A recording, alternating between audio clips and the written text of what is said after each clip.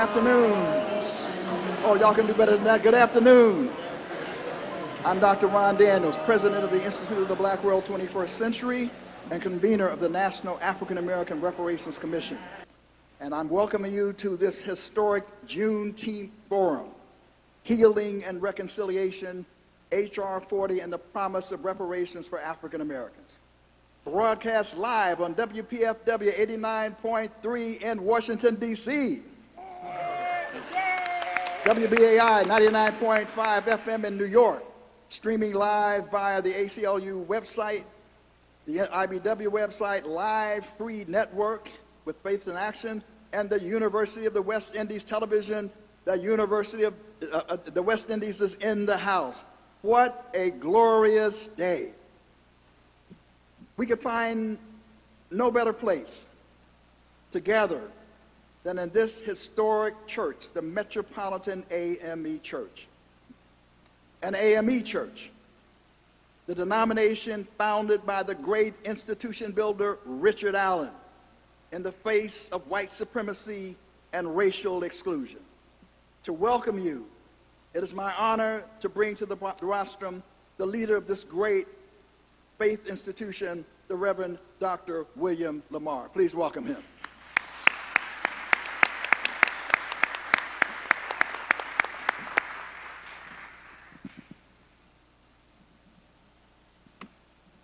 Good afternoon. Good afternoon. I invite you to call this name with me. Would you say with me the name Belinda? Belinda. Belinda is our ancestor who sued in Massachusetts upon the death of her owner for a pension for herself and her daughter. Her argument was that the owner's wealth was built on the labor of Belinda and her daughter, and at his demise, it was only right for his estate to compensate her for her labor. We come today because we stand on the shoulders of many Belindas, of many who knew that the condition of their servitude was neither the will of God nor the proper status of any human being. So before we go any further, I would invite you in this holy place to call out the names of our ancestors upon whose shoulders we stand. Would you call out the names of our ancestors? Nat Turner. Mario Vidali. Queen Mother. Chokwe Lumumba. Reparations. Queen Mother Moore. Amos Wilson. Lewis. Sojourner Truth. Kalanji Lushigun. Harriet Marilyn Tubman. Killingham. Sojourner Truth. Callie House. Josephine Cole.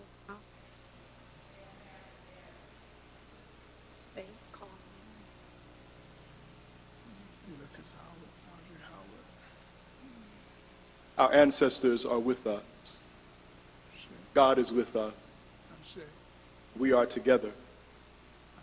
We are together because we live in the United States of amnesia. We are together because America has never been a fan of history, always hagiography, the making of saints out of great sinners.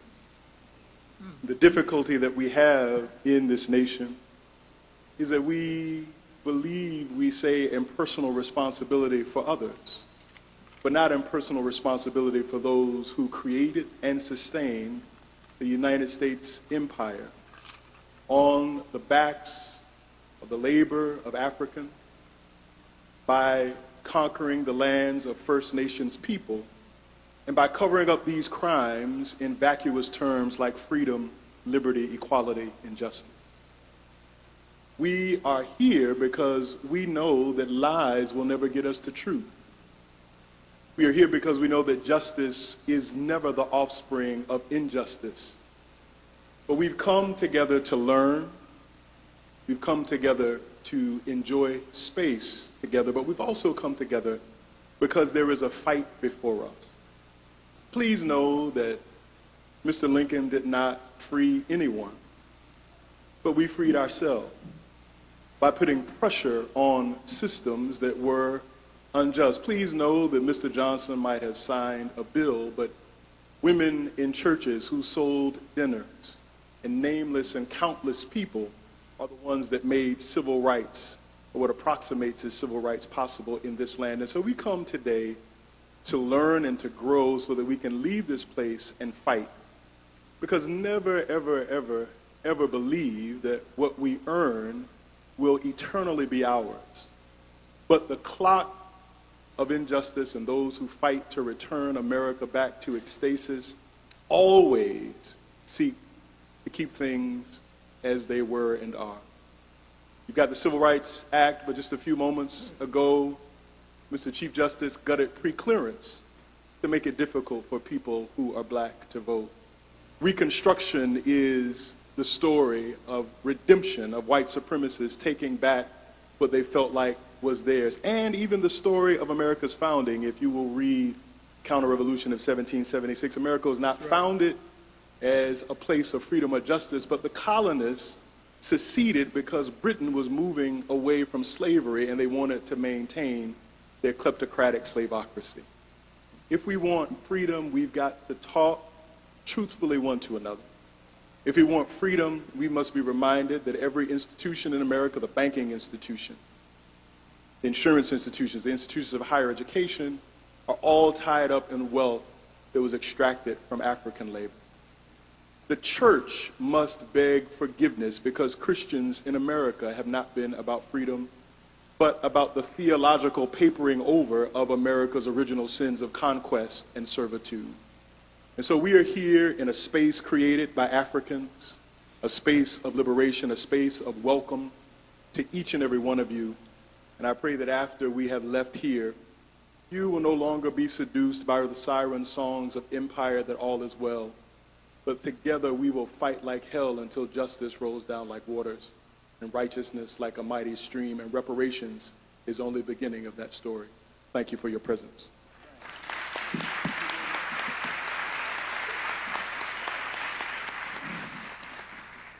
Thank you very much.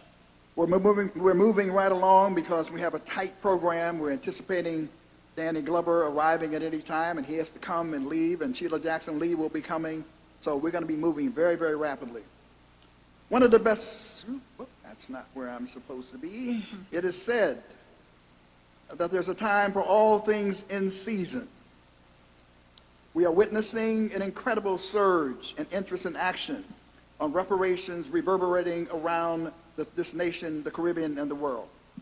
One of the most important developments in this season of reparatory justice is the decision by the American Civil Liberties Union to endorse the concept of reparations for African Americans and to support H.R. 40. Give them up for them. That's a big decision.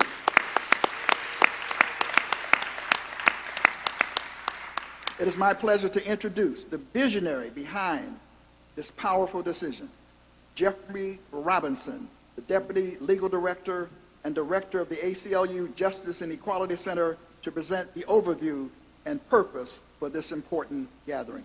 Jeffrey Robinson.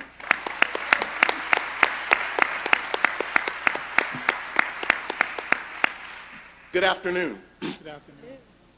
I am not a visionary, but I can see what's in front of my face.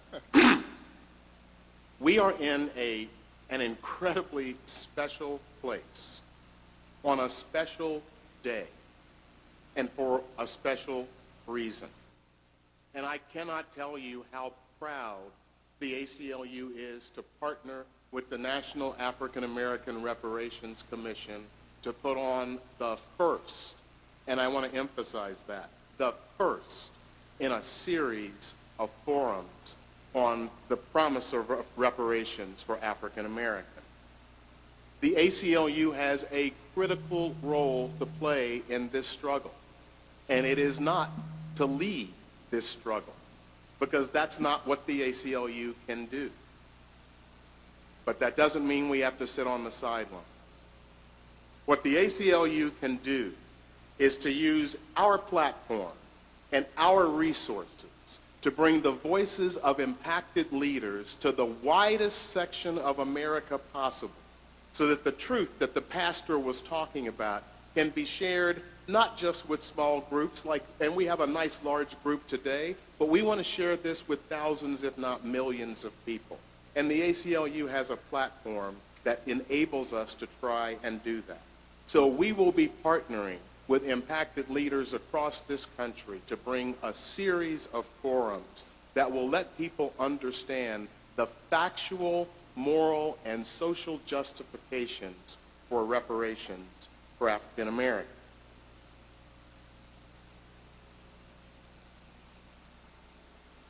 One of my favorite movies has a line in it that says, "When the legend meets fact, print the legend." And that's what America has done with our history. We are all familiar with the legend of America: truth, justice, and freedom. But the facts don't match up with that legend. And we believe at the ACLU that if we can help impacted leaders bring their truth to the rest of America, we will see the passage of H.R. 40 and America moving toward what can and should be what we've always said we are. So that's all I have to say, because I want to get started with what you're going to see today. Buckle your seatbelts, because it's going to be interesting. Again, Jeffrey Robinson, Deputy Legal Director for ACLU, and my new partner, and we've been working very, very closely together. Well, today's forum is going to be organized into 3 panels, the first of which is about to begin. I want to first say, however, that one of the best kept secrets in the country today is that there actually is a National African American Reparations Commission that has a 10-point reparations program and also supports H.R. 40. Not only supports H.R. 40, but has played a leading role, as you will hear, in transforming H.R. 40 into the bill that was the subject of the congressional hearing today. We have distributed, hopefully all of you have one, a pamphlet which has the background and origins of the National African American Reparations Commission, because I don't want to give you all the details today. It has a synopsis of the 10-point program and a list of the distinguished commissioners who are part of the National African American Reparations Commission. So suffice it to say that NARC is delighted to be engaged in a principle, and I say principle because this is about working in a principled way, collaboration with ACLU in convening the first and what we hope will be a series of momentous gatherings like this. Now, our first topic is pretty straightforward, and let me just explain. We talk about the 6th principle of the Nguzo Saba is kuumba, creativity, right? We have to be able to be flexible and so forth. So again, Danny Glover may pop through the door any minute. Congressman Sheila Jackson Lee may pop through the door at any minute. Cory Booker may pop through at any minute, and we'll have to juggle and give them their moments as we move forward. So this first one is going to be an interesting kind of ride. But there are 3 panels. The first one that we're talking about now is the vision and meaning of H.R. 40. The second panel will be remembering and reflecting on reparations. And the third one will be a keynote presentation by Professor Sir Hilary Beckles, who's also en route. We have joining us for this panel 2 really, really dear friends and people who have worked on this issue for a long time. First, I'd like to introduce Attorney Nkechi Taifa, no stranger to many of you. She is a human rights, civil rights attorney. Actually did some work on this when she was at the ACLU many, many years ago. Previously, also a senior policy advisor for the Open Societies Foundations, and now has her own consulting firm. Would you please give it up for Sister Nkechi Taifa?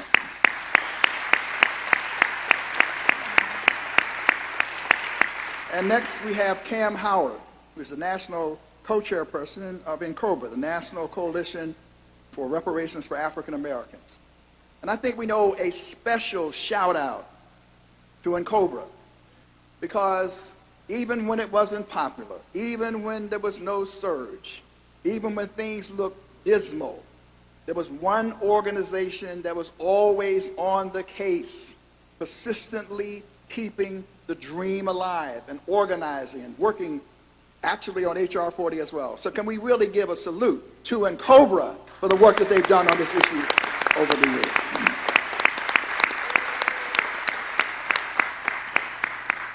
Now I want to begin with Sister Nkechi Taifa, because I was at my church on Sunday and I was really announcing this program, and my pastor pulled me back up, and that's St. Mark AME Church, by the way, in East Elmhurst in Queens. He said, well, Dr. Daniels, you got to tell the congregation what Juneteenth is. So I did that. Then she pulled me back. She said, well, don't assume everybody knows what reparations is either. And so even though we have, I'm sure, a very progressive audience and people are listening, I don't want to take anything for granted. So I want to ask you if you would be kind enough to just share with us sort of a basic understanding of what reparations are, or what reparations is, or whatever the appropriate term is. Sister Nkechi. Yes, thank you, Dr. Daniels. I'm be delighted to. I just want to first thank Reverend Lamar for opening up this historic church on this historic day for this historic issue, Metropolitan AME. I'd like to thank the ACLU for stepping up to the plate and getting outside your comfort zone and dealing with this issue that has been longstanding for such a long, long time. And I'd like to thank you, Dr. Ron Daniels, for you are a visionary. You can see, but you're also a visionary for linking this and bringing this all together. And my brother Cam right here, Cobra has always held a near and dear place in my heart. I was a founding member of Cobra. So to see where we are right now at this particular time just really warms my heart.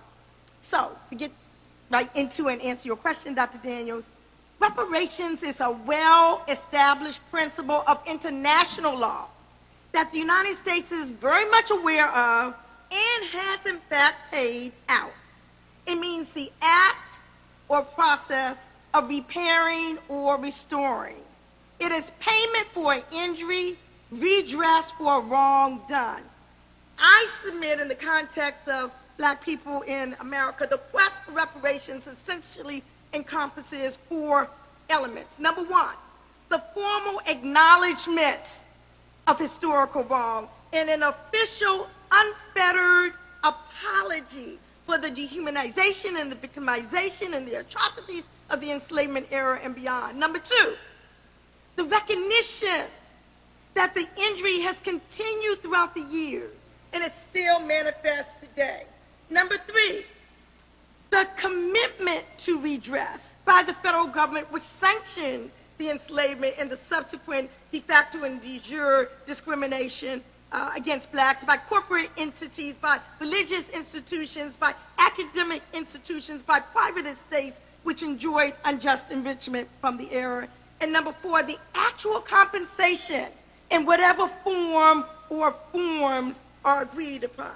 Reparations are due from the United States government because the government has not taken responsibility for its role in the enslavement and post-slavery segregation for millions. It has never attempted reparations for African Americans for the extortion of labor for many generations, deprivation of our freedom and our human rights, and terrorism, yes, terrorism against us throughout the century. So just succinctly, that's what reparations is to me.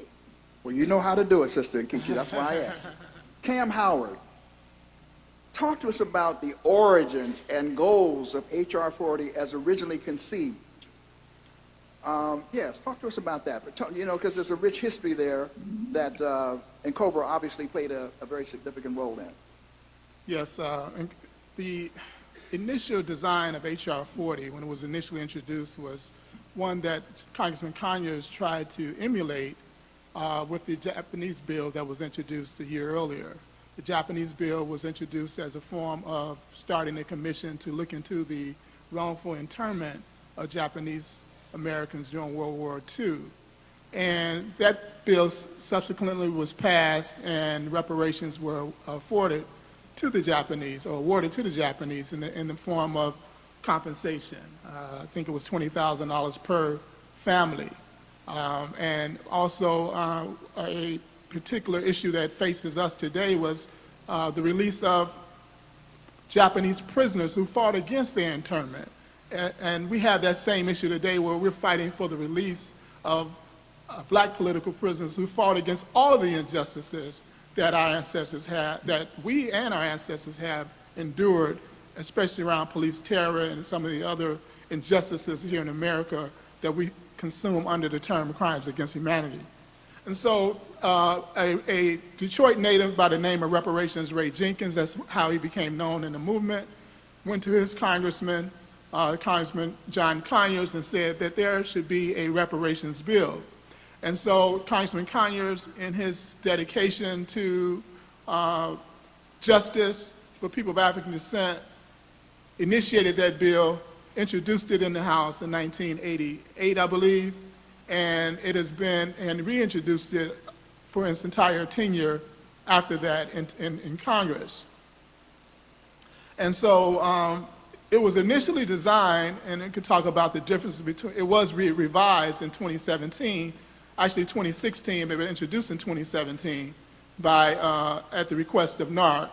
But it was initially designed to study whether or not there was injury among current living Africans, people of African descent, African Americans, at the time that it was introduced, from the history of enslavement, from the history of Jim Crow segregation, because this nation did not know or did not hold in a collective consciousness that those periods had any effect on current living Africans. And those of us who were in the movement had the total opposite position.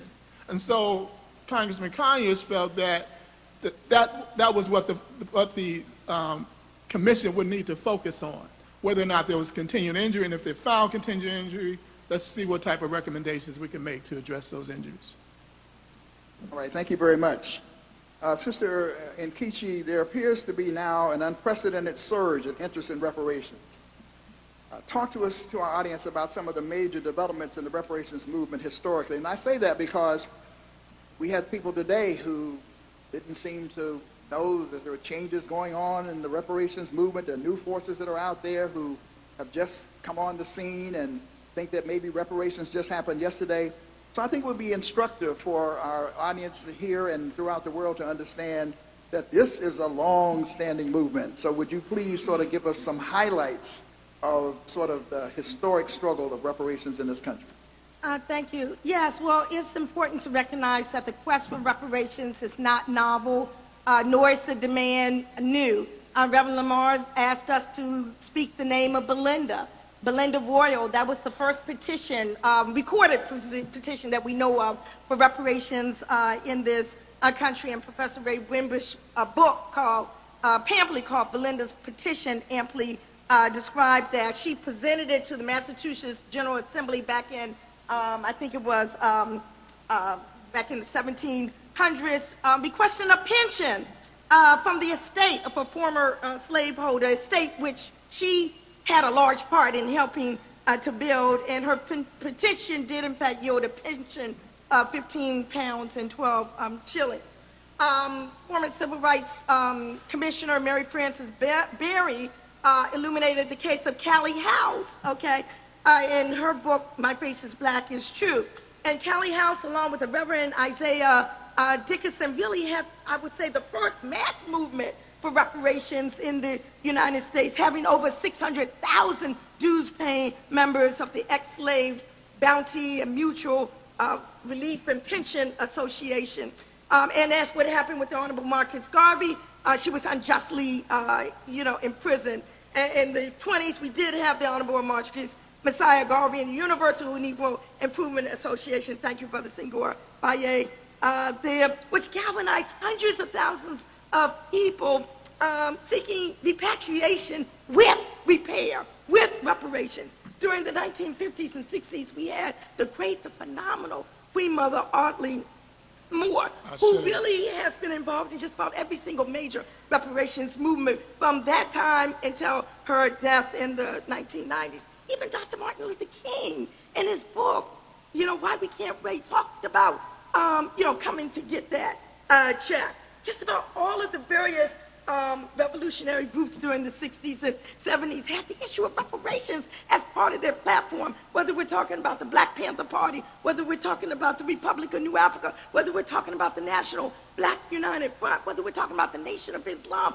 All of them, without fail, talked about reparations. In 1969, James Foreman, we're in a church right now, James Foreman, civil rights activist, interrupted Sunday service at Riverside Baptist Church in New York and demanded that the churches pay, I forgot how much it was, $500 million or something along those lines, touted it's only the beginning of what it was doing. Guess what?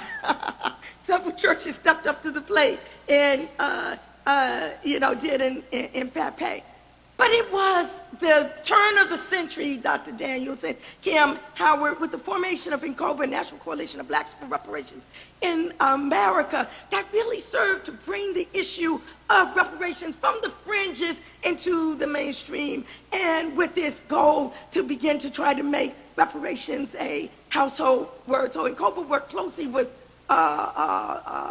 Congressman Conyers. And then, what's really instrumental in getting loads of different city councils throughout the country signed on to that resolution, various state legislatures also as well. There were corporate initiatives, there were litigation, initiatives, and then Ta-Nehisi Coates' article in the Atlantic, The Case for Black Reparations, hit the newsstands with a blast and really thrust it from the fringes, really slam dunk into a new generation of people to talk about, reparations. And then on up till today, with NARC, the National African American Reparations Commission, working alongside all of these other organizations that have been working for years and establishing a commission to actually begin to do some of that work that will happen once H.R. 40 passes, but to begin to start talking about and developing these proposals to set up a national trust fund authority to be able to be a repository and many other things. So here we find ourselves, as I come to a conclusion, to today. Today, in Congress, okay, historic hearing on H.R. 40. It's not the first. There was one in 2007, but it barely blipped the radar screen. But now, as a result of all the energy, all the folk who are out there in this room, all the folk who are listening on social media and the like, we have turned this situation around and demanded that the world pay attention to our claim right here in the United States. And it's going to happen. All right. I wonder what she really wanted to say. Cam Howard, I wish you would talk to us now about the transformation of H.R. 40 and why that's significant and what that means, because, again, I saw in recent days there were some people who obviously did not know the work that had gone on, that this has been transformed. So tell us, distinguish for us the difference between the original bill and the bill that was presented today, and why that's significant, and why that's significant. Sure. So as I stated earlier, the initial bill was to, the major thrust was to determine whether or not there was continued injury among people of African descent. And so when NARC was formed, at our inaugural meeting, NCOBRA had the opportunity to make the case that the way the bill had been written was no longer, it was obsolete in its writing, because there had been a tremendous amount of action since it was introduced to the time when we met, and I think in 2015, that stated without a contradiction that there's continued injury among people of African descent. So we didn't have to study that.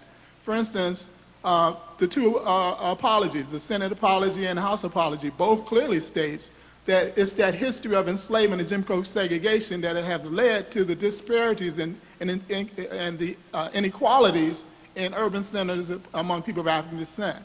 The 2001 Durban World Conference Against Racism unequivocally stated that the dichotomy in economies around the globe among white and black populations is a direct result of the transatlantic slave trade, slavery, colonialism and apartheid. And apartheid here in America was called Jim Crow segregation, which is this extreme separation and disparate treatment backed by the force of the state. So whether you call it Jim Crow or apartheid, it's still the same treatment. And so there was really no need to study whether or not there was continued injury anymore. The bill needed to begin from the position of there is injury, what's the greater impact of that injury, and how does it look among African people and in all of its facets, whether it's in the criminal justice system, or among economic development, among education, among housing, among peoplehood and nationhood, which NCOBRA has listed as one of its 5 injury areas.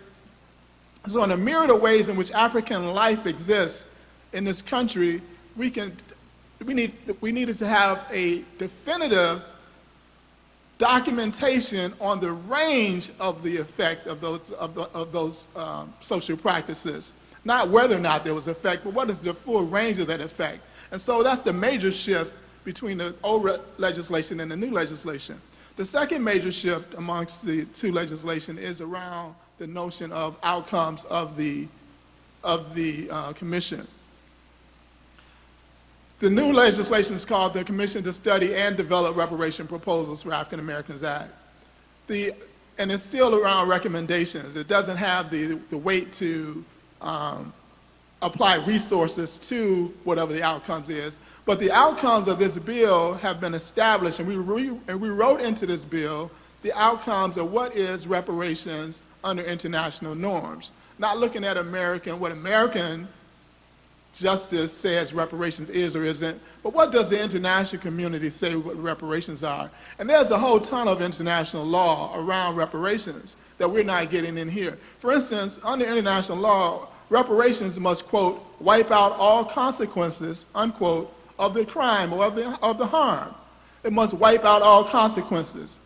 And in order to wipe out all consequences, reparations must equate to, quote unquote, full reparations. And full reparations under international norms has 5 components. And the first component is cessation and guarantees of non-repetition. You must stop the bad acts that are being met out on the people, that are being done on the people. You must stop it. Here in America, there are a number of federal, state, and local laws that have a disproportionate effect on African people. They're not called black codes, but they're black codes in their reality because they have this disproportionate effect on African people. These laws must be searched and they must be stopped. And how do you guarantee non-repetition of these laws? There must be independent civilian community oversight of every police force in this country. That's the only way you're going to get to ensure that these type of atrocities being committed legally by police forces and other forces of the state from continuing to happen. The second component, and I'm going to be real quick through these 4, the second component of full reparations is restitution.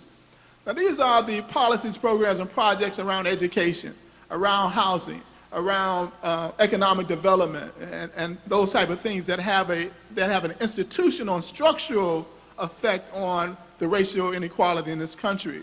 And then the third component is compensation. Yes, compensation is a form of full repair.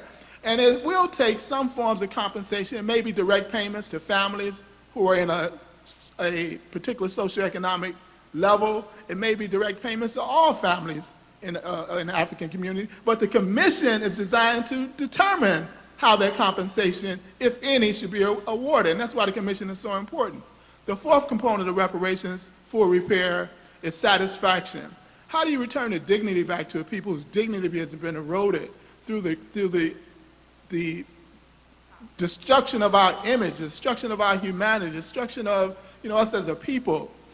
One of the things, and we heard a lot about that today, is the retelling of history. Truth must be told about what the African world has created to the life standards of all of America, that everyone is benefiting from off the backs of African life. So how do you return the dignity back to people? Museums, monuments, retelling of history, the retelling, the rewriting of textbooks, those things restore the dignity to the people. And the fifth component is rehabilitation. How do you account for the mind, heart, and spirit damage to a people? And COBRA is having our 30th convention in Detroit starting tomorrow. So I'll be leaving here and we're going straight to Detroit. We've themed this particular convention 400 years of terror, a debt still owed. We can categorically document terror on the African life, on African humanity from the day we got here till today. Just a few days ago, we heard about the episode in Phoenix, Arizona, where these children, where his family guns were pointed at this family. That's terror. And it has been unabated in this country. There's a scientific form of scientific discipline called transgenerational epigenetics, and Mama Pat Newton, chair of the Black Psychiatrists Association, could tell us more about it. But what it states is that there were studies among third-generation descendants of Jewish Holocaust survivors, and they found that they had a disproportionate effect of lifestyle diseases than their peers whose grandparents did not go through that experience. And they found out through research that there was a portion of their gene called the epigene that had been transformed as a result of their trauma, and that transformed gene was passed down intergenerationally. So after 6 years of trauma in the Jewish Holocaust, they had a genetic transformation of their gene, of a portion of their gene. Well, we can document 400 years of uninterrupted trauma, so we know that there's not only just a spiritual effect or income effects or housing effects of enslavement, there's actually physical effects of enslavement among current living Africans, and we're passing those down to our children. So the commission has a tremendous amount of work to do that these organizations cannot do on their own. The resources of the federal government must be directed at the healing of African people in every area of this full repair, and it's spelled out in H.R. 40, the new legislation.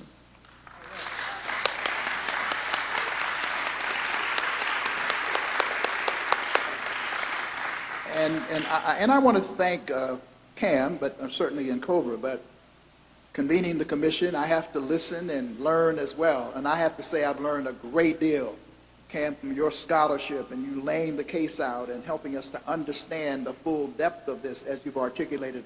And that's been translated, you know, and I have to reiterate again.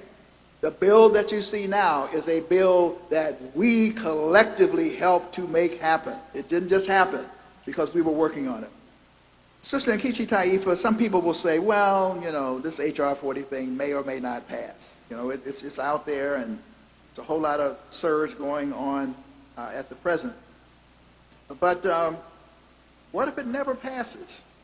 So why is it important to engage this struggle around HR 40, whether or not it passes or not? Your perspective on that. Well, we must continue. We must never give up. It is a matter of justice. There is no statute of limitations on addressing human rights violations. In fact, over time, it grows. The amount due grows greater with interest. There must be acknowledgement for the wrong done. There must be apology. There must be atonement. Acknowledgement with repair is absolutely essential. Let me just say this, if I can. I did a radio program early this morning before going to the Hill, and the person who came on before the person was going to interview me said, okay, well, how do you pronounce your name?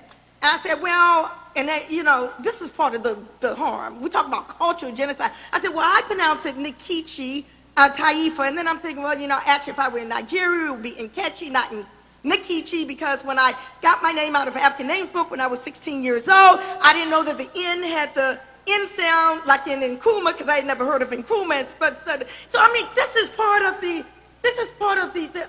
trauma, of the harm, of the destruction. Ta-Nehisi Coates. People look at that name. Oh, no, that's Ta-Nehisi.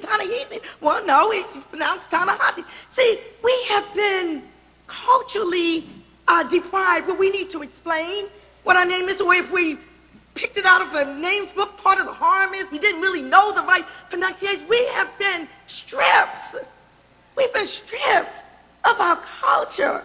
Okay, and even when I found out the correct pronunciation of my name when I was in college, I've been saying Nukichi for so long. I just say, well, you know, I'm a new African. I'm a new branch of the African lineage on this side of the ocean. So yeah, part of my self-determination, that's how I'm going to pronounce it. But I mean, I don't know why I went off on that tangent, Ron,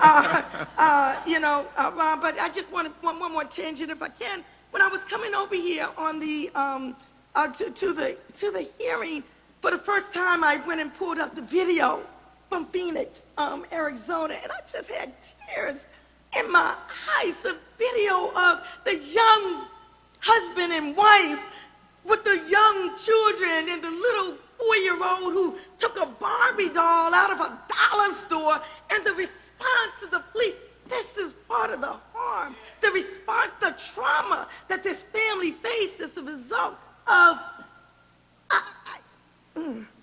I'm just saying, I had tears that just poured, just wouldn't go away. Even though we've had our Michael Browns and we've had our Eric Garners and we've had our, the Walter Scotts and, Aisha, the list goes on and on and on.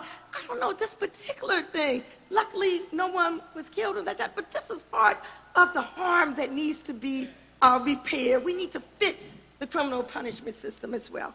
Totally tangent, I'm sorry, but It's all good, and we got time. Danny Glover's on the way, by the way, but that gives us a little bit more time. Cam, would you take the same question?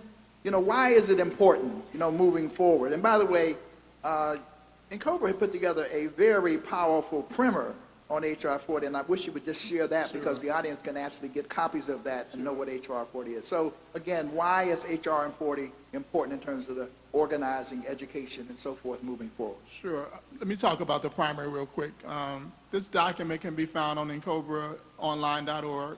It's a primer on H.R. 40. It talks about why the need for H.R. 40 now. It goes into the difference of H.R. 40 from a study bill to a remedy, what we call a remedy bill. It talks about the rationalization for revising the bill.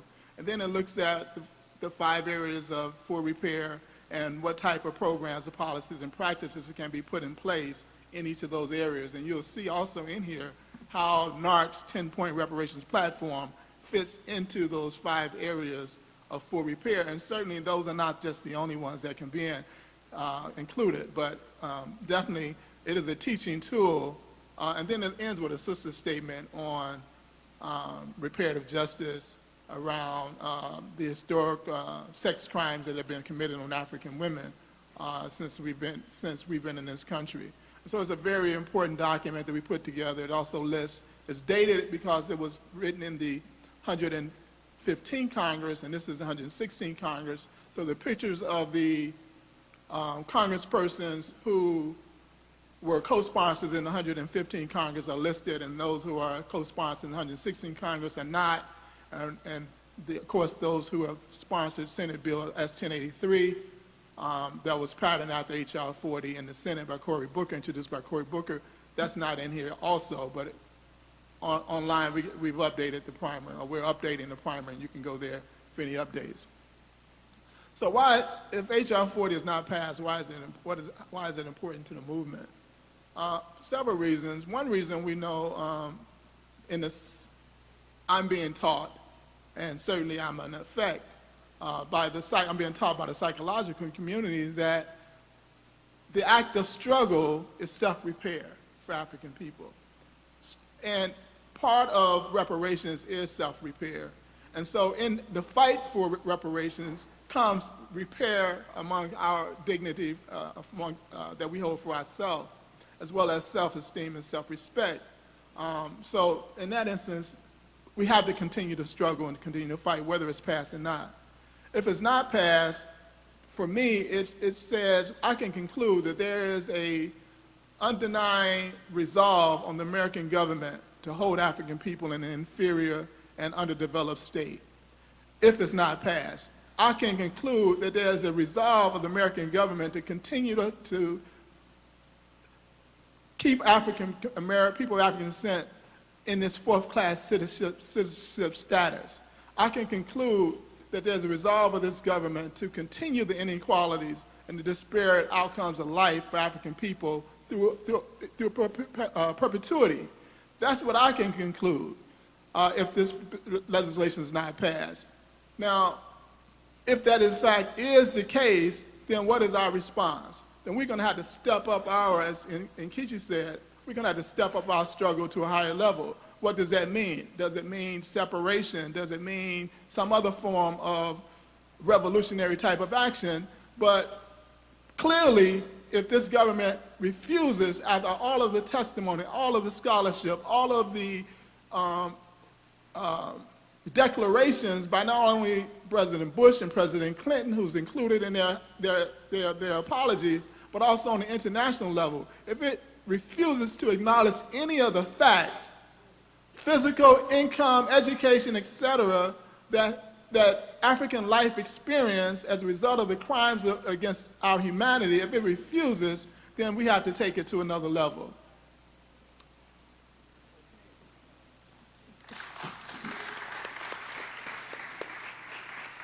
One of the things, as again we wait for Danny Glover to come, and he should be here momentarily and will in effect help to conclude this session, I also wanted to talk about, and both Nkechi, you and Cam can speak to this, is that the action with H.R. 40 in the Senate and the House is one thing, but the work that NCOBRA has been doing and other organizations has reverberated in other ways. For example, and I was going to say this in my conclusion, I'll say it now. I received a call from a dear friend of mine. His name is Brother Baruti, Assemblyman Charles Barron from New York, revolutionary in office. And he called to report that he had already introduced an H.R. 40 type bill in the New York State Legislature. In other words, what people are doing, or they're looking at what's happening at the national level and replicating at the state level. His report was, not only had it been introduced, and it is absolutely modeled after the work that we did with the National African American Reparations Commission. It just passed the Committee for Government Operations in the New York State Assembly. It has gone on now to the Ways and Means Committee. So he said to me, well, that's what we were able to get this session, but next session it goes into the Ways and Means Committee. Now when it goes to the Ways and Means Committee, what does that mean? That's the committee that, if it approves it, is also going to do what? Allocate the funds to create a H.R. 40 type committee in the state of New York.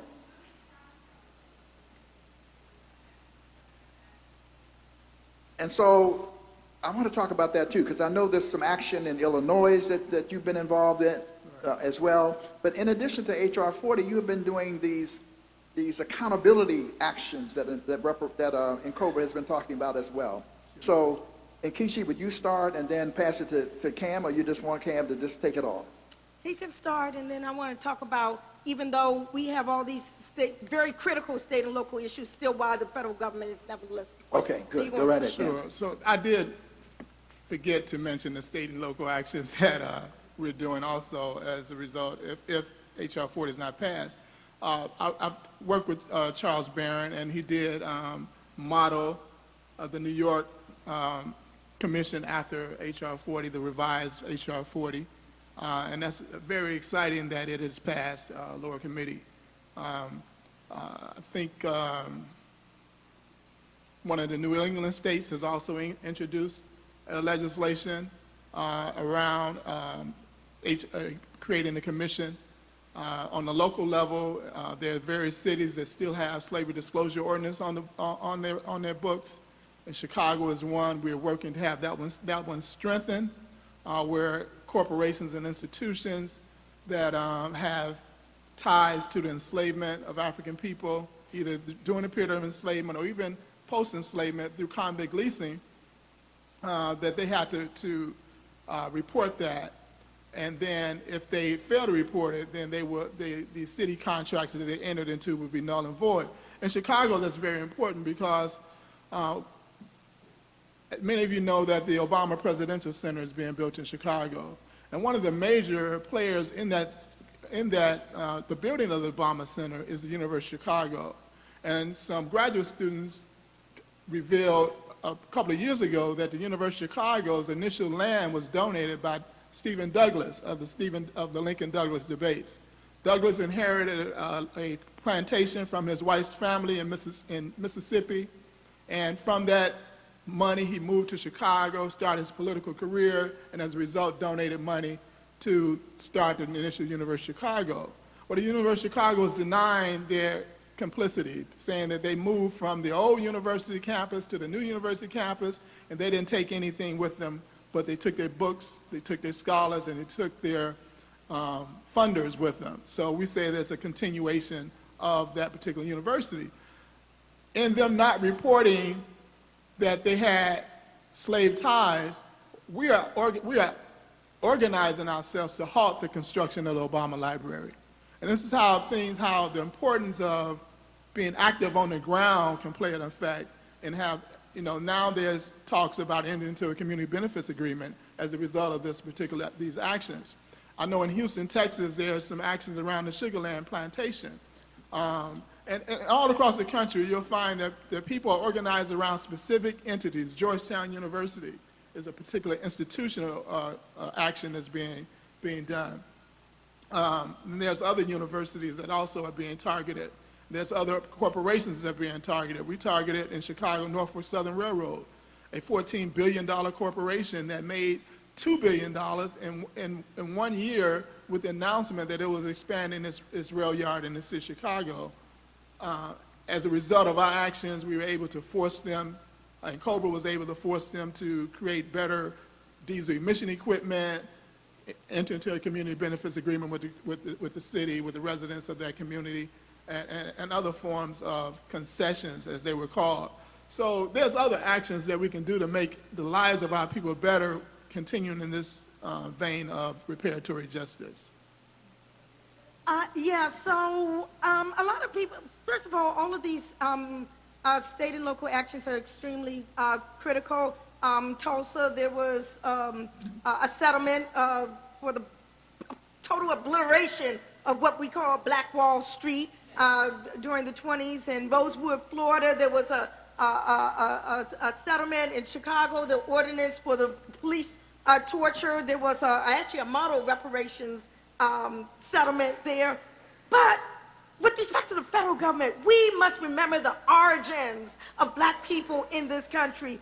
We are the descendants of Africans kidnapped and transported to the United States with the explicit complicity of the United States government in every single arm of the United States law-making and law-enforcing machinery. U.S. federal law, state law, high court decisions, lower court decisions, the dehumanization, the atrocities of the enslavement era was actually a matter of war. It was in fact war. We need to look at it that way. It was war conducted against us. The kidnapping was a wrongful act for which our ancestors and we as the heirs are entitled to damages. The enslavement was a wrongful act in which we, our heirs and we as the descendants are entitled to damages. The stealing of our labor, all of that, we are entitled to reparations. The compensations we speak of are owed to us. Just take a look at the Constitution. One of the articles talked about the continued importation of kidnapped African prisoners of war to any state that might desire us until the year 1808. That's in the Constitution. In the Constitution also, upheld 3/5 of a man in the Constitution. In the Constitution, the fugitive slave law, which mandated that no escaped African, even if he or she reached a free state, none of us was free. And it was the constitutional obligation of duty of every single white man, woman, or child to deliver us up to the government. The compensations we speak of from the federal government are, in fact, owed to us. And it goes on and on, but bring it on up to the current day with the redlining, the convict, leasing to police brutality, and all of that. There's a continuation, and that continuation must be compensated. What up? Just want to remind our listening audience that you are listening to a live broadcast. It's coming on WPFW here in Washington, D.C., also WBAI in New York, also streaming on the website of the American Civil Liberties Union, the Institute of the Black World 21st Century, and the Caribbean is in the house. by way of the University of West Indies television as well. So this is being aired globally, and we thank all of you for being here. Well, actually, we're waiting for Danny Glover, but I think we have to actually transition 2 minutes. Okay, 2 minutes. He'll be here in 2 minutes to close it out. No, I'm talking about Danny Glover will be here in 2 minutes. She's giving me that cue on that side. So we're going to get ready for the next panel, actually, as we do that. But let me just say that, first of all, give it up for this panel. Were they really wonderful?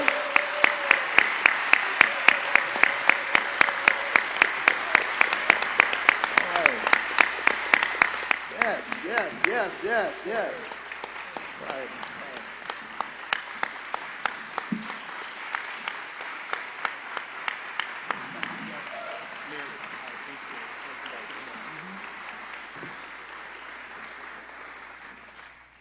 And by the way, if there is a question you have or a point of view, hold it till after. We're going to have some time afterwards, if you will.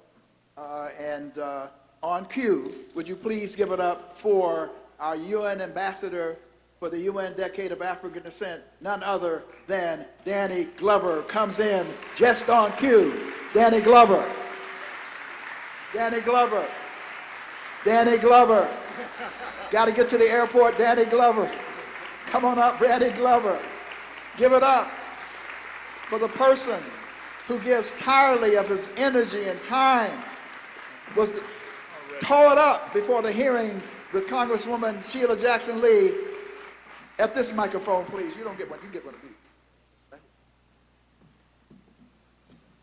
Thank you. Thank you, Ron,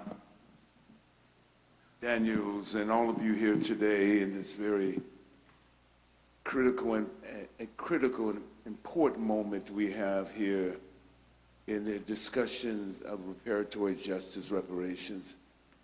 There's been so much work that's been done that's laid the ground, groundwork, a ground for what we talk about now, from the moment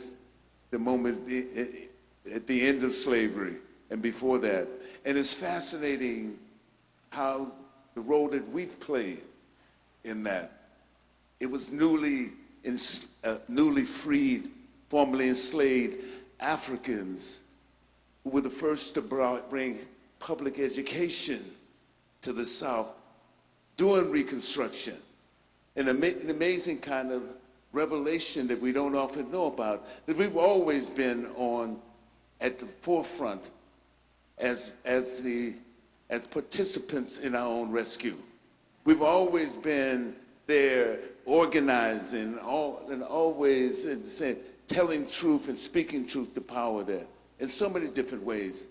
So the idea that we now have an extraordinary moment in history to not only use our collective power and carry on the work that's been done by the ancestors and those who've been in the past. We have this moment right now.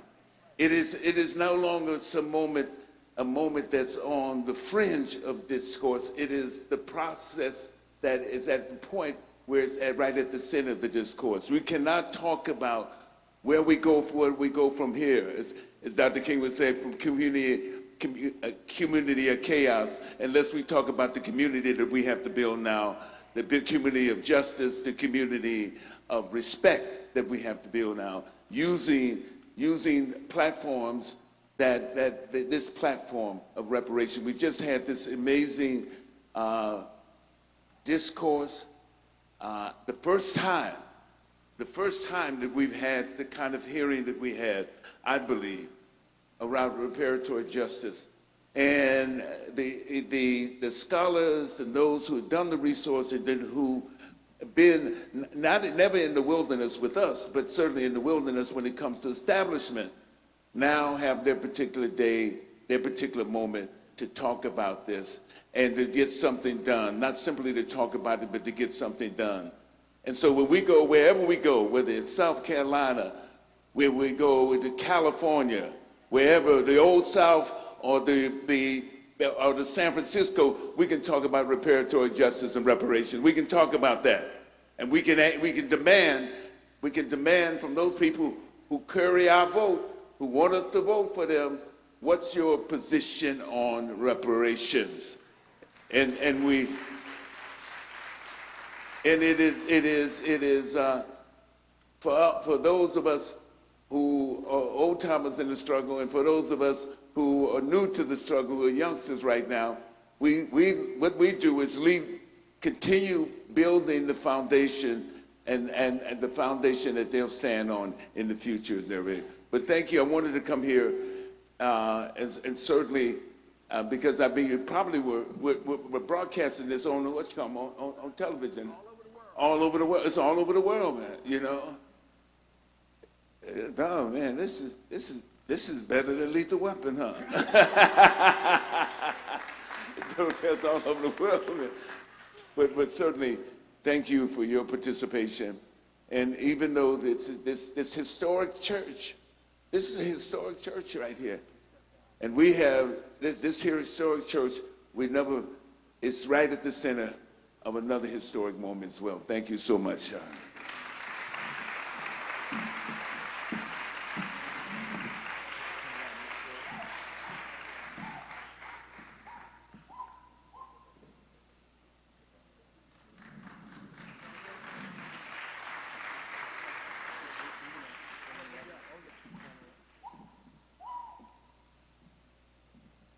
No, the reason we're doing that, because I have his executive assistant, says, get him to the plane. He has to get to another event in Chicago, and if he doesn't make it, I'm the one who would be held responsible. So I am doing my duty. Let's give it up again for Danny Glover. Again for Danny Glover. Danny Glover, he doesn't like for me to say this, but he's in the spirit of Paul Robeson. He's a person of great talent, but he has used that talent in the same way that he was with Sonia Sanchez and others at San Francisco State when they created the Black Studies Department at San Francisco State. He has never forgotten from whence he's come in terms of an orientation for liberation.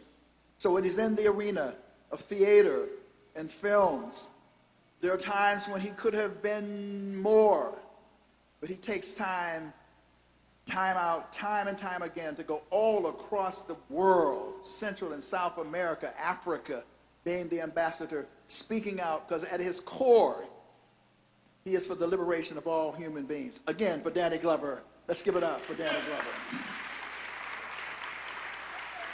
And there are others who are stepping up. John Legend has now come out in favor of reparations. Sheila Jackson Lee had a session with him over the weekend, and he is now fully on board. And that's the kind of example that we need to follow.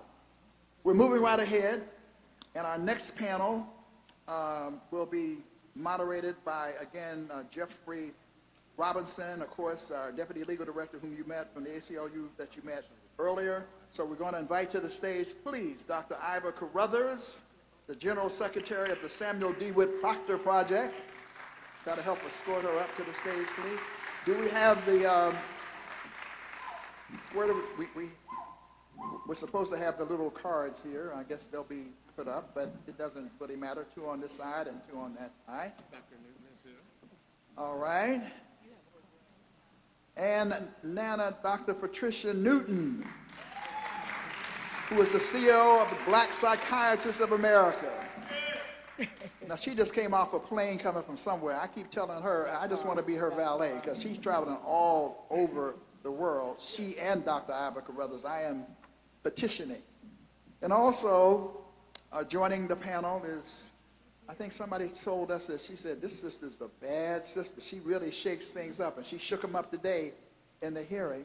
I guess she'll be joining us very shortly, and that's none other than, of course, Dr. Juliet Malvo, who is a political economist, and of course, the president emeritus of Bennett College for Women, but she's just a bad sister who also tells it like it is. So she'll be joining the panel momentarily. And I guess, is Katrina here? Katrina Brown will be joining us. She's supposed to be, well, we assume that she's on her way. The hearing, I suppose, went late and on, and that was very important because that was the U.S. congressional hearing that people attended. And so I now want to turn it over to our moderator for this panel. Please give up another round of applause for Jeffrey Robinson.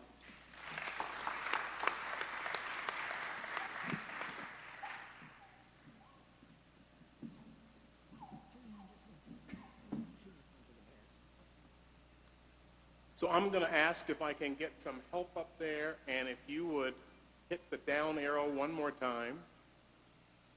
Okay, this is the panel that we're about to start. And the title of this panel, Remembering, Reflecting, and Reparations, is significant. And we would like to start this panel by playing a clip from an upcoming documentary. What you're about to see is a clip that's about 8 minutes and 24 seconds long.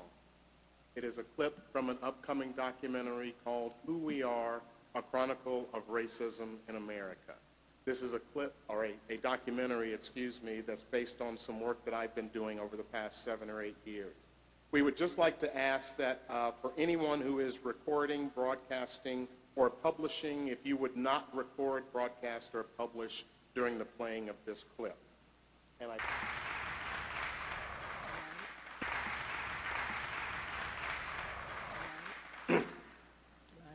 I would like to start the discussion, and we thought that that clip would be particularly helpful when we're talking about remembering, reflecting, and reparations.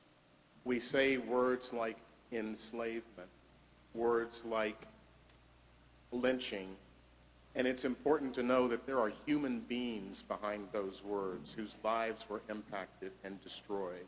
And I would like to start, if I could, with Dr. Carruthers. And Dr. Carruthers, much of the work that you have done is about preserving sacred sites.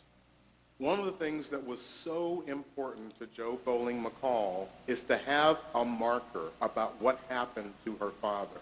And she described just a little bit of what she went through to get that marker put on the side of the highway.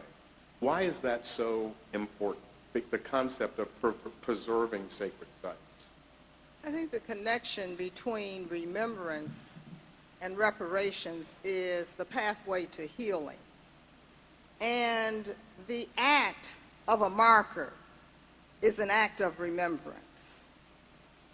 I think we should really spend the contemplative time necessary to claim those markers. The sacred books, the sacred texts talk about those markers and the remembrance of how God was with us. What becomes really important, I think, is for us to claim that with intentionality, to say that we are claiming the divinity within us by remembering those markers. And that, to the question of the last panel, it really doesn't matter what others do or not do. We don't have the right not to demand remembrance and reparations. So I sit here looking at your documentary and thinking about a few months ago developing a documentary on the Elaine massacre of 1919 in Elaine, Arkansas, in which we have named it Hush Mouth, because what the persons who experienced that terror were told to do was to hush their mouth, to go to work.